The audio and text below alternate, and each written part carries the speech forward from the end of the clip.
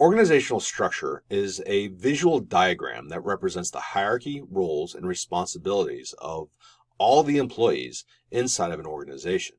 This is in documented form. We call this the organizational chart or org chart. Now, with organizational structure and with the org chart, we can see the major elements that went into the shape of the organization. First off, we have chain of command. And so the chain of command is basically the line of authority that connects every employee up to the senior managers of the organization. And so alongside the chain of command, basically one manager can tell another manager what to do, then that manager can tell their direct reports what to do, and then if that's a mid-level manager, then they're telling a frontline supervisor what to do, who then tells the frontline employees what to do. And so that is basically the idea of chain of command. Next, we have Hispanic Control. Hispanic Control is the number of employees who report to a given manager.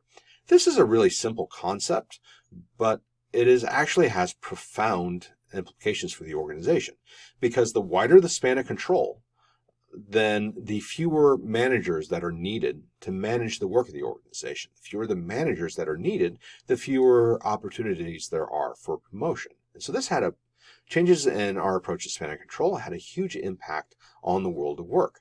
Next up, we have the degree of centralization or decentralization that takes place inside the organization.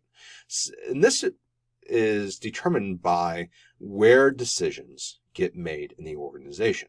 So in a centralized decision-making situation, basically senior level managers make most of the decisions inside the organization, and then those decisions flow down through the chain of command. In a decentralized organizational structure, decisions happen closer to where they need to happen. And what I mean by that is, let's say you have a satellite office in New York and another office in Atlanta, and the home office is in Chicago. If a problem comes up in the New York office, then the New York office would deal with that problem.